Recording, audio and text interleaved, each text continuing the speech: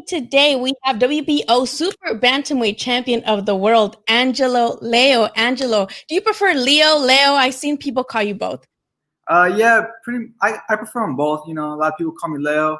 A lot of my friends call me Leo, but it's whatever. Now, you are about to make your first title defense against the same person you were originally supposed to fight as a contender. Does it change your mindset at all, if at all, coming into this fight now against him as an actual champion and not a contender anymore? No, it's the game plan is still the same. My mindset is still the same, and that's to get the W that night that I fight him. And that's the main goal is just to get that win. Now he has been doing his share of, predictions and trash talking along the way. He mentioned that you have not been tested yet. What is your response to him constantly claiming in various interviews that you're not tested and that at least, yes, he's been down, but he's been able to get back up, but you haven't yet? Yeah, well, I've proved myself time and time again who with the competition that I fought. That I've been tested. Um, you know, with Tremaine Williams, he's an undefeated fighter. He was talking about having fought no undefeated fighters. Well, I just fought one and I beat him. So with that being said, I proved myself right then and there that I belong where I'm at right now. Now, going back to Tremaine Williams, who was a last minute opponent, maybe some people might think like, well, he beat Tremaine because it was a last minute opponent and because he didn't train to, basically have a last minute fight. What are your responses to that? Well, Tremaine was also going to fight on the same card as me, so Tremaine was already in shape. He was just they just kind of mixed and matched the fights around. So Tremaine was the co-main, but he was already ready to fight, so he was in fighting shape. And with same goes for Tremaine. I had 3 day notice to fight Tremaine, and Tremaine had 3 day notice to fight me. So it doesn't really matter. I still got the W, and that's what matters. Did the change of style, knowing that you were gonna first initially going to fight Stephen Fulton, did that maybe kind of throw you off a little bit that you had to basically now have a new game plan for a new fighter? It didn't really throw me off. Just like Floyd said, true champion can adapt to anything, and that's exactly what I did. Me and my team, we had discussed it for those 3 days leading up to the fight, what we had to do, and I was in shape. I was ready for anything Stephen Fulton brought, and I was ready for anyone else had to bring. That night was my night, and I wasn't gonna let no one take that belt from me. You mentioned Mayweather. You obviously trained out of the Mayweather boxing gym.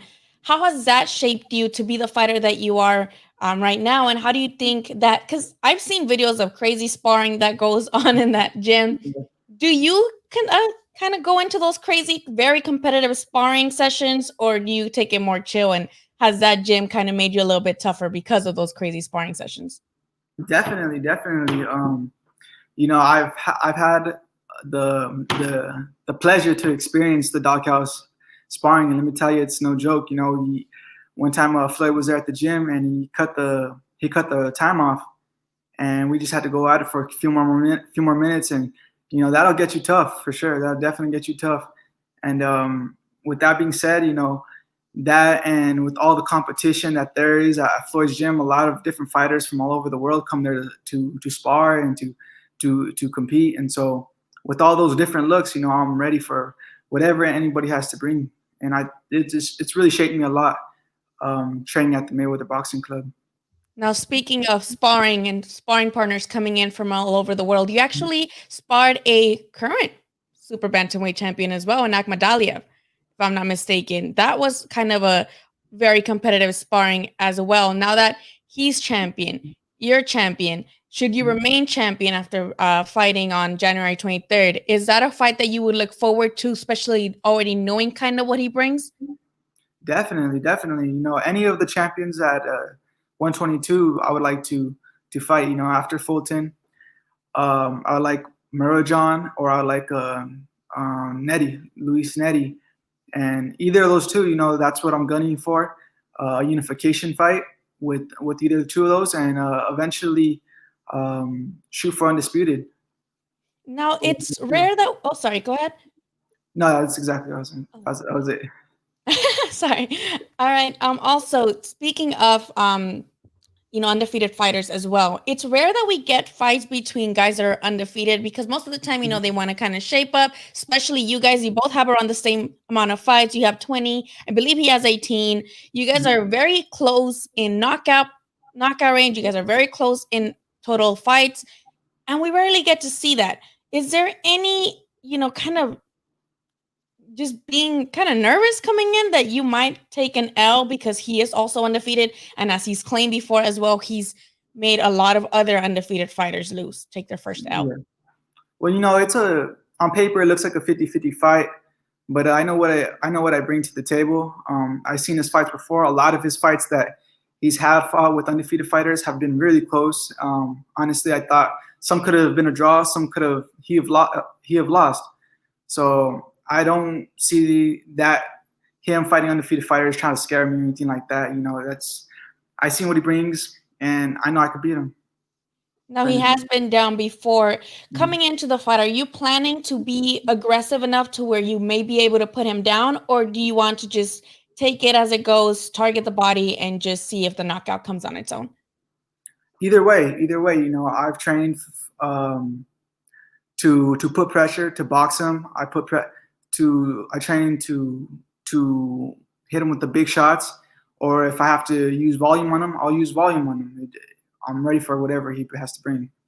You used tremendous body punches in your last fight to get you the title, but he's also kind of a really good body puncher as well, and he's also very slick. Is there something that you see in him that you say, I can capitalize this on him and he can't beat me because of my own? What is something like a flaw that you see in him, and then like a strength that you see in yourself that you feel like you can capitalize on? Just my will. I got a lot of will. I got a lot of will and determination, and I feel like he's underestimating me a lot. He doesn't know. He has a good jab. I know he has a good jab, and we plan to take that away from him, and plan to take a lot of things away from him. At the same time, employing my skills and what I'm good at. No, this is a very highly anticipated fight. Even before, you guys were supposed to fight in August, we were very much looking forward to that. And now even more because now you do have a title and there's just more, we expect more fireworks. Now, with this fight coming on, you're going to be the first fight of 2021 for Showtime, and you're going to be the main event again as a champion. How does that make you feel? You're really young, already a champion and main event. How do you feel?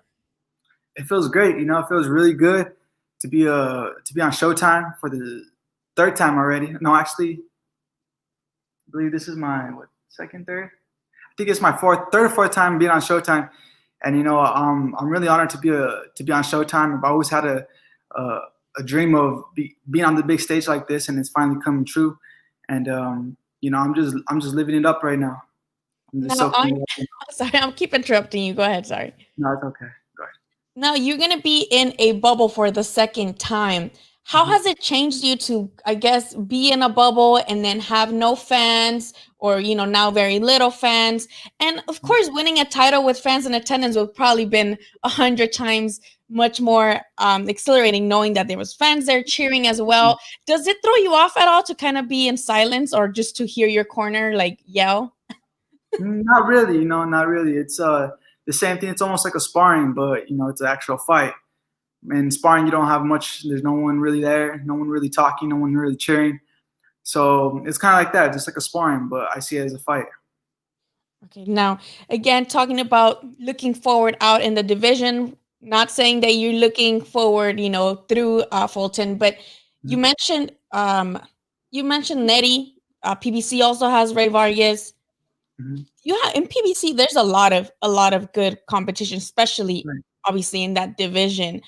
Again, should you rise victorious with against Fulton, are you planning to take it kind of fast in your boxing career, as opponent wise, to keep fighting, now from now on champions and defending with champions, or are you gonna try to maybe just take some mandatories and then cruise a little bit by, because again, you're very young? Yeah. I'm not too sure, I do want to fight the champions, and I do want to have a unification fight with either of those two fighters. But if they want to give me a mandatory, I'm fine with that. Let's just see how it plays out. I got to talk to my promoters and see what they say. I know they have the best interest for me. So let's see what they got to say for me. Now on BoxRec, a couple days ago, I noticed that they have your nickname under El Chinito. Is that because of your hair? No, no, it's because my great grandpa was from China. You know, they immigrated from China to Mexico, and so my great grandpa was Chinese. So that's why I'm called El Chinito. Oh, I love that. That's so cool. I thought it was because, in your, at least in your Yeah, previous fights, you had your, your hair gets curly with like the yeah, sweat yeah. and stuff. I assume that's what it was. No, no, no. That's because my great grandpa was from China. Now in the undercard, we do have two other guys who are also fighting in your division, right? We have Ray Salim and then Vic Pasillas. Right, right. Should you rise victorious again, they're probably going to be calling you out. How do you how do you respond now to, maybe not yet because people knew that your fight with Fulton was already lined up regardless of you winning the title, Mm. but how would you think you'll respond to people calling you out and now you having the belt so people target you? Just the same way, I'm always up for a challenge. I'm always up for a fight. So whatever, if they want to fight, we get it on. That's my mentality. Fulton also says that you don't have what it takes to beat him because he has had better opposition than you. He claims that his box rec looks much better than your box rec and your resume as a whole. What is your response to that, to him saying that his opposition has been better than yours? Mm, we'll just have to figure that out. Fight night, we'll find out fight night. He says a lot. He tries to boost up his resume and all that, but those weren't, top quality fighters that he fought. They're still early in your career. You could fight a lot of undefeated fighters that are 2-0, 3-0, 4-0, and beat them, and that doesn't really matter. Yeah. Now, are you scared to take a loss? What has that even crossed your mind as a fighter? How do you prepare yourself for a fight? Does that ever even come to mind? Like, does that option even come to mind? Or you're like, that's not going to happen? No, I have a winning mentality, and that's all that I'm focused on, is getting the W. I don't think about the loss, and I'm all about winning. You talked about Johnny Tapia being one of your biggest, inspirations in boxing. Why is that? And do you have any other, people you look up to who are currently either fighting or are retired? Definitely, Johnny Tapia was, he's from my hometown of Albuquerque, New Mexico. So of course, him being from there, I thought I could do it too. Also, Danny Romero, also another fighter from Albuquerque. They all are inspirations for me. But I got a lot of inspiration from my favorite fighter like Roberto Duran, Sugar Ray Leonard, Floyd Mayweather, Manny Pacquiao. All those fighters are the ones that inspired me. All right. And then someone told me to ask you this because I did say that I was interviewing you. So a couple of people threw questions that they wanted to ask you. Someone said to name your top 3 favorite fighters right now. Not the top pound for pound, but your top 3 favorite fighters right now, active. My top 3 favorite fighters. Ooh, man, that's a tough one. I got to say Roberto Duran, Julio Cesar Chavez, and that last one would have to be that's the last one's a tough It's kind one. of hard to do it at the top of your head. Yeah, I'd have to say Mike Tyson. Okay. Now active though, like other fighters that are currently fighting. Let me see. Like, do you watch boxing? Because it's actually really weird that a lot of fighters that I interview, they say they don't really watch boxing. They just focus on themselves. Yeah. So do you watch boxing?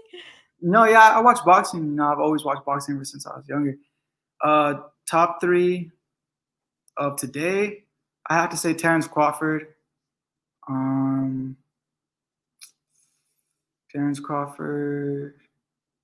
I like Tyson Fury. Tyson Fury's good. And the other one, and he's not active no more, but I used to really like Marcos Maidana. Oh my God, yes. That's probably like one of my favorite fighters ever. And when I tell people that, they're like, "You're crazy. He didn't fight that much." But I'm like, but the fights that he did, they're all like so entertaining. Like he never had a boring fight. Even when he lost, he looked good. So I love him. Exactly. Now, okay, with you as well, What do you eat after weigh-in? They asked me to ask you what is your favorite meal after weigh-in. Do you kind of go all in? Do you still kind of eat small and wait until after the fight? What do you like to indulge in after the weigh-in? After the weigh-in, I usually just have like a pasta dish, like maybe some spaghetti or something like that, and then probably a little bit of protein, like some chicken or some fish. But I try to keep it light till after the fight because your body's not used to eating so much. You've been dieting for so long, your body ain't used to it, so you could kind of shock your body. And I just prefer just to eat to grub out after the fight. Okay, now also for you, you're with the PBC stable, right? Pretty much, yeah, yeah. Are you signed with Al, or you just fight on Showtime and the PBC cards? Well, I'm with Mayweather Promotions, which are in association with PPC. Yeah. What do you, when you look at the landscape again, you have a lot of options in the PBC stable alone within Mhm. your division. But do you ever feel, I guess, concerned that the whole argument people have with the whole PBC and Top Rank, or you come to my side of the street and those type of arguments? Do you ever get concerned that you might not be able to make a fight one day because of those boxing politics? Like, what are your thoughts on boxing politics in general? Not really. You just I think that I think these fights they can happen. A lot of the PBC top rank fights, it's possible to make them happen as long as both parties are in agreement. I think it could happen. Just like Tyson Fury fought uh, Alder. Wilder. So it's possible if they really want to make a fight happen, they will make it happen. Now, of course, you are just making your first title defense, but again, looking at the landscape, let's say you're victorious. Is there a dream fight that you have that again you see, maybe it's not even another champion, but someone maybe that you had like something against in the amateurs, or someone that you just don't like, or someone that you maybe just not like, but you see and you think I can definitely beat this person, champion or not, anybody that you kind of have like a really strong or urge to fight? Not really. The probably I like Merjon after Fulton, but honestly, Fulton right now is my main priority to get him out the way. And Dolly hits hard though. That's why I was very surprised when a couple of days ago I watched. I don't know how old that sparring video is. I didn't check, Mhm. but he's a very strong guy. I believe the only guy that survived him was Danny Roman, who was a champion, and he just has a really good chin, right? So that was a great fight with Danny Roman and Akmadalia, but you were giving him work. And Yeah, that was really like, no offense, but I was super surprised because you're very passive and you're really like, you're not a trash talker. You're very like composed. So yeah. I wasn't expecting that, I guess, from a sparring session either. Like Mhm. I go before pandemic, I would go to gyms and usually people spar, and yes, they get competitive, but again, like I mentioned, nothing like the Mayweather boxing gym. Right. What do you say of his power since you basically took his punches but gave him right back at him? I mean, yeah, he's got some pop in his punches, but there's always remedies for everything in boxing. If he's fast, there's a remedy for that. Time beats speed. If he's got power, there's you gotta use your distance. There's remedies for everything, and that's something that I understand. All right. Now, lastly, again, we talked about you being very passive, very composed.